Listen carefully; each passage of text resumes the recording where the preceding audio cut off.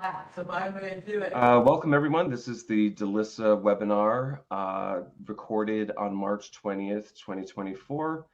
Today we're joined by our Associate Librarian at Farmingdale State College and our Adjunct Assistant Professor, April Earle, to hear about Genealogical Sources and Services, LAS 302, which is offered during the summer of 2024. So I'm just going to give that introduction, and now Professor Earle and I will have a brief conversation about the course. Great. All right, so Professor Earle, your background, you're a graduate from DLIS. I am. I And also received my master's in public history from St. John's. Oh, you were dual degree? No, I did them as two separate degrees. Okay, because the dual degree must have landed like right after you Right after graduated. me. So I have some knowledge about how the public history courses run as well. Excellent. Yeah, we've been trying to market our we call it the GLAM sisters, galleries, libraries, archives, and museums. So it's public history, LAS, and museum administration. Those three graduate programs we try to tie in together. I'm sure some students in public history will register for 302 also, because that happens traditionally. So the course is being offered in summer one, right? Is it June, July? July and August. July, August, summer two. Okay. And typically it does well. Like, this is a course that I've never, in my 10 years at DLIS, I've never seen this course not run. It fills up. It fills up, yeah. So where did this come from? Was the course, was it something you took and inherited? Is it something that you created? What's the origin story for genealogical sources and services?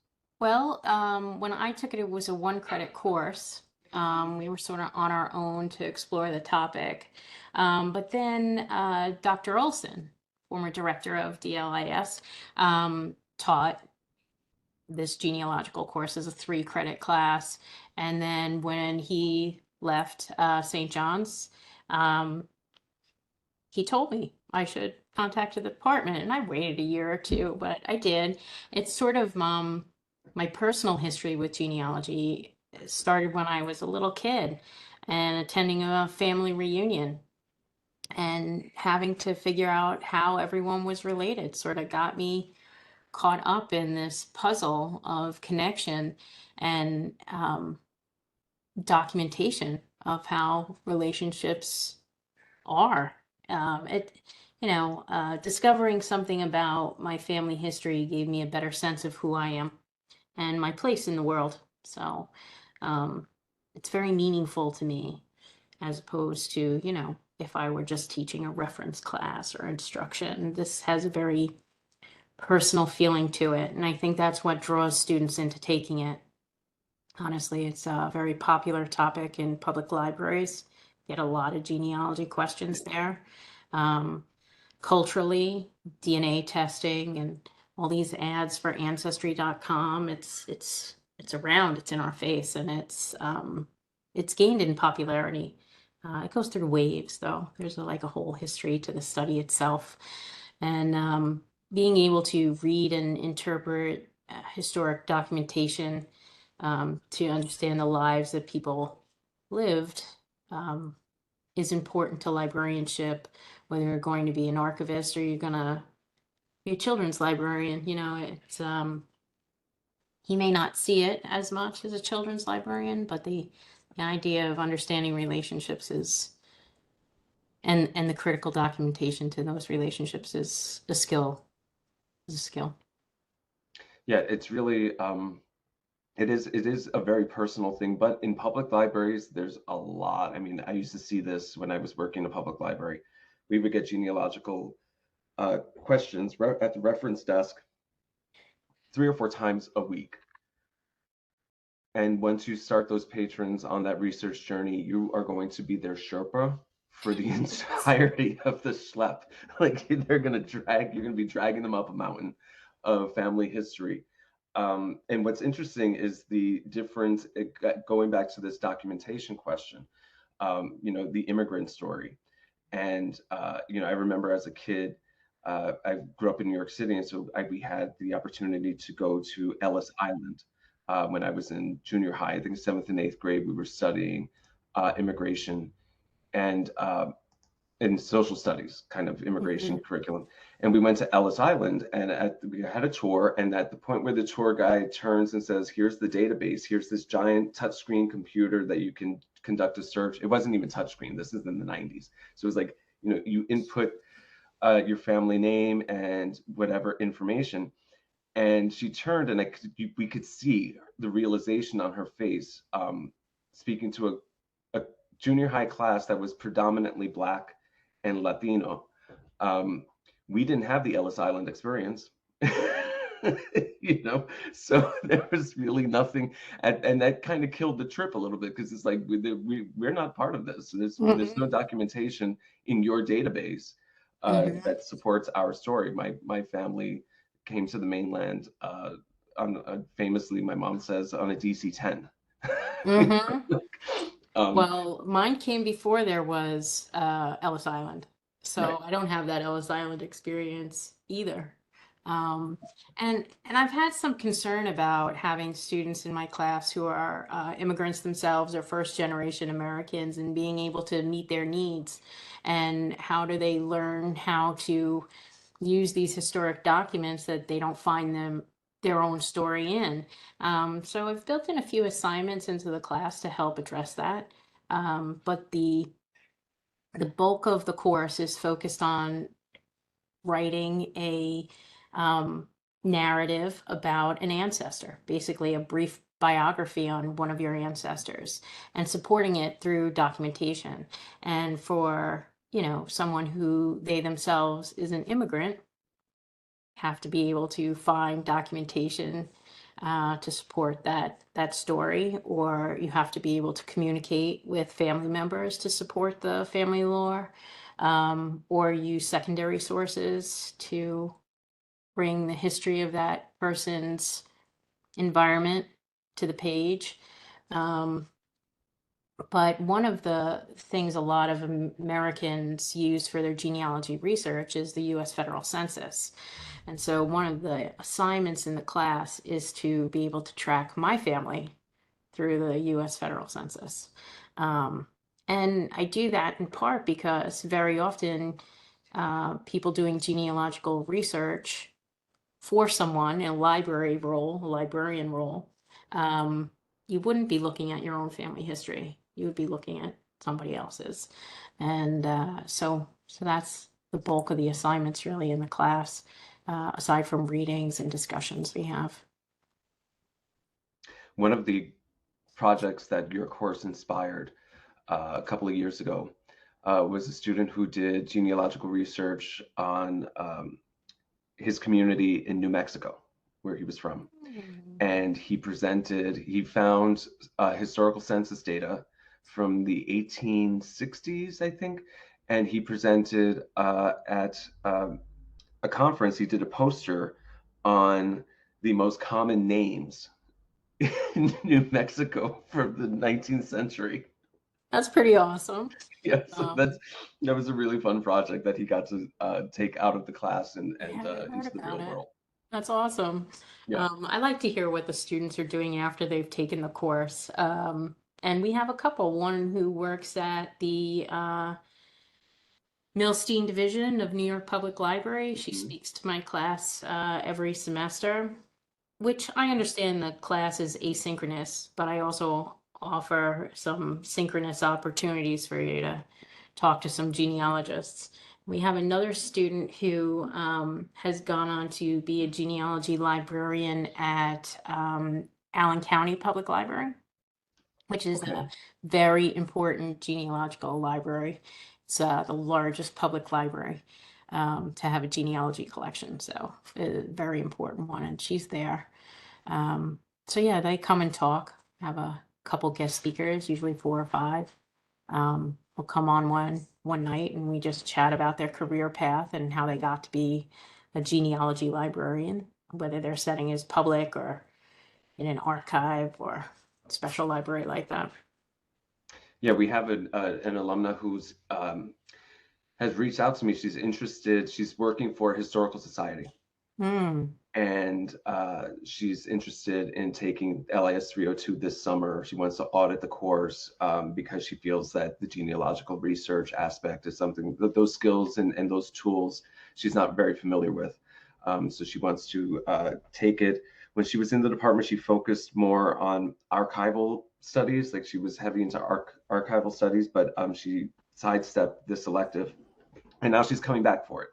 So That's good to that just hear. goes to show, in a historical society, you probably she probably got on board thinking, or maybe there was someone there who had genealogical research skills. Maybe that person left, and that's why she's coming back to fill in that need. But yeah, it's not surprising to me because I've been in librarianship for almost 20 years now that it's uh, what's called upon. We never know, Yeah. right? We can't expect anything. It's kind of, we just have to be a Swiss Army knife at the reference desk.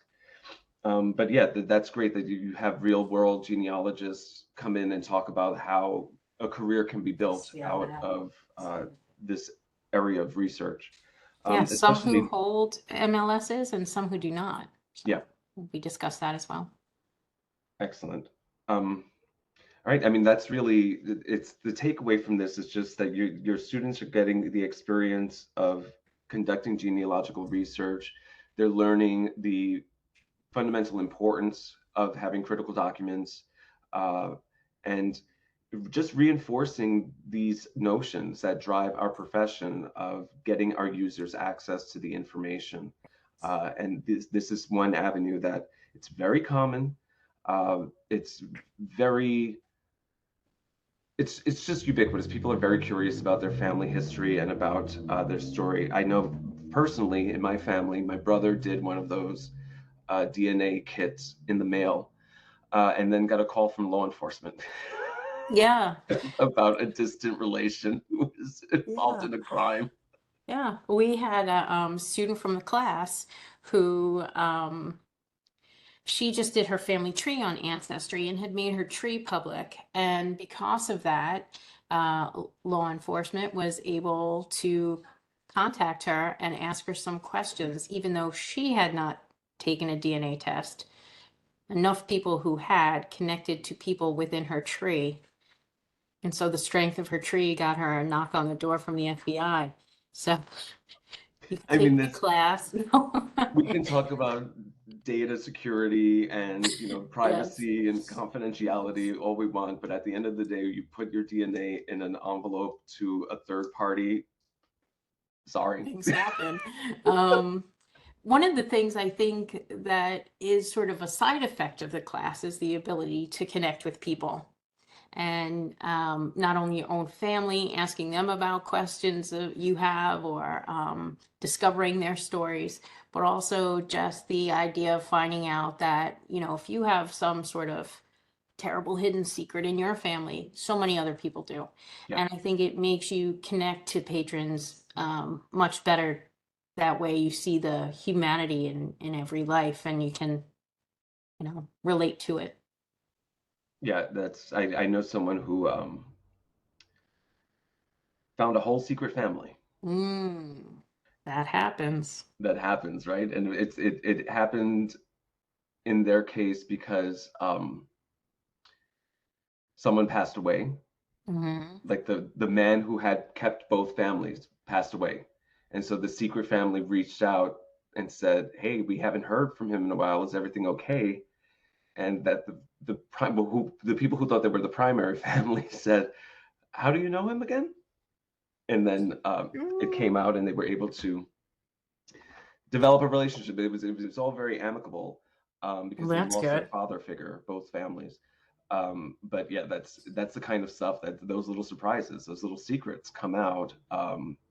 People names change, and they could Hmm. change for nefarious reasons. Yeah. So you could have been Lawrence James in one town, and then something happened, and you had to skip town, and now you're Larry Duke in the next town Hmm. over. So and we can find those connections through the documents and through um, tracking the movements and relating to each other, which is also Yeah. important. I think that's the point that you're making, is that getting the opportunity to, right? These are our relations. We should relate to them and Mhm. talk to them, communicate with them. And that's a big part of this whole realm of research, is people, I think, want connection. Going Yeah. back to your original point, they're seeking the connection to their past and their family. And now with this epidemic of loneliness, also that we're plagued with in these modern times, it may give people a sense of connection and a sense of belonging, of place. That I've been here, my family's been here for so many centuries or so many decades, and I belong here. Hmm. And Yeah. belonging is very important for us. And as adults, we may not think of it or be kind of mindful of it, but having a sense of belonging is very important to your human well-being. Hmm. And to that of your patrons, you know. Right. Yeah. If that's the motivation, that's what gets them into the library. It's at your desk. They're looking for Hmm. something, you know? Oh, well, it's a deep topic. It gets deep, but It is. it's a fun course from what I It is. heard. It is. It is a fun course. And like I said, it's like a puzzle, and you discover one thing and it leads to more questions, or, so you seek different answers and you build this tremendous amount of knowledge about how you got to be, how you got to be. And like I said, even if the students are unable to really research their own families through the type of documentation that's available, you still get to explore the history of the places. A lot of patrons will come to the desk, and I really can. I had a patron once who wanted to find some information about their Cuban ancestry. Well, Cuba doesn't really have documentation online. Um, and so it's very hard to tell them, I can't find anything for you, but we could do other things, like there's newspapers, and maybe you can't find your ancestors in that, but you could learn about the community that they were from. And there are other ways to explore history, but I think it's exciting to discover something about your own personal history and then be able to apply it to what you would do in the field, helping someone else, Yeah, there's a lot of, I'm just curious, maybe we can have this conversation later, but just that, those barriers, those things, because it's something that we take for granted, especially in 2024. Um, you and I remember card catalogs and, facts on file and, Hmm. CD-ROM based databases before everything was online. Um, and now we're kind of still in the process, 25 years later, of kind of retrieving the data from those digital sources that we had in the late 90s, and putting them online, or Hmm. preserving. We have other courses on data preservation and curation. Um, but there's still moments where the information is air gapped. As soon as you said Cuba, I thought of ledgers, books, like Hmm. physical objects that would have that information. The same with Italy. Like there's a Hmm. lot of, in Europe, there's a lot of data that is still paper based. We've been dealing with the Oh, yeah. digitization backlog for a couple of decades now. And there's still going to be that moment. But what your research allows is to identify where that document may be. And then your student or your patron can reach out to the holder of that document, so that person in that library, in that archive, that can reach out and then digitize it and make it available um, uh, on request. So Yeah, those, when we think about what's digital online, and you see these commercials for ancestry where you click a few buttons and your whole family tree unfolds, it doesn't quite work like that. And when you're on ancestry and you're looking at a data set, it tells you what archive that data set came out of. You think they might have something more than that one thing they've digitized? Like, the information is abundant in places you wouldn't imagine. People come asking for questions about their family, cemeteries, um, yeah, and um, just archives, historical societies you had mentioned. People show up with questions about who was here. churches. We helped a few years ago, we Mm-hmm. helped digitize parish documents for a big church in Astoria, Queens.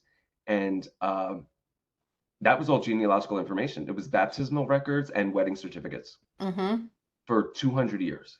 Mm-hmm. So Yep. yeah, there are a lot of surprising sources for genealogical information right in our own communities that we Mm-hmm. don't know, and that they know what they have, but they may not be a part of what we do in DLIS in our work in our academic service learning is to identify those kinds of potential community partners and provide them with digitization and metadata servicing. Mm-hmm. We do this in web design. We build a website for a community partner that may not think they're an information center, but they're holding on to this kind of thing. There's even like I've had this conversation with my barber not too long ago. Like, you guys have all of your licenses, but do you have digital copies? Like, I see your license on the wall, but do you have a PDF? And they were like, no. And I was like, don't you think you might want to have a copy of PDF. your license on the cloud somewhere so that if anything happens to that physical piece of paper, you can still practice barbering, you know? But Yeah. that's the kind of that's those are health records and professional Mm-hmm. records. Like, so the state has a copy of that. If your great uncle was a barber, then he should have a license in New York State. So yeah, there's surprising sources, and it's all about meeting the needs of the user. My husband quotes Tron, the Disney movie Tron. He says, "I fight for the users," and that's what we're here for. We fight for our Yeah. patrons. We also in the course will look at what I call better indexes. So when you're looking at original documentation, they're often translated into an index of data. And when you're building a database, you're dealing with those tables in the background. And there are some places where the index is better than other databases. Hmm. So one database might only tell you the person's name and the date of death and the county it took place in, whereas another might give you every data field from that form, their parents' names and things like that. And I think it's important when even if you go on not to do anything in genealogy, but you work behind the scenes in a library or information setting, to think about what information does the user really want from this. Do they really just want the name and the date? Should you include certificate numbers? Should you include parents' names? These kind of things. Next of kin. Yeah, I think it's important to show people that think about how your user is going to look for this, right? Yeah, and also it's a great, I think, examination of kind of life processes and life cycles where like what's the data on a birth certificate versus the data on a death certificate, and how relevant is that to our search? It's very, yeah, that's very interesting. I would be very curious to see. I've only ever seen one death certificate in my life. It was a patron who was trying to get fines waived at the library, and she Mm. had a number of items out for months after their due date. And she said that her mother-in-law died, and she couldn't bring the items back, and it just slipped her mind with all of the preparations and everything. And I said, "Oh, I'm so sorry to hear that." She said, "I have the death certificate here if you want to see it." And I said, "I don't need to see that." I pulled up her patron record, and the same mother-in-law had died a year before to get fines waived. Oh, she is every year. Yeah. Right. So, maybe don't take library stuff on vacation. Maybe don't do that. Anyway, well, it was fun talking to you, Professor Earl. Thank you so much for joining us. Thanks, Michael. LAS 302 is a very popular and, I think, interesting elective that we're offering this summer in 2024. It's offered every summer, and it runs every summer. It fills up. So there's 20 slots in the class, so try to get one if you see this video and it's something you're interested in. If you have any questions for Professor Earl, you can email them to dlis@stjohns.edu, and I'll make sure that they get to her. And thanks again for stopping in to talk. I'm going to switch over now just to wrap up some business about what other electives we're offering in the course. So you can stay on the call or you can drop Oh out. yeah, I want Whatever to you want. hear. Let's Okay, hear. great. So when it comes to electives in DLIS, they do help you produce, there are side effects to our electives. Uh, One of them being the advanced certificate in management.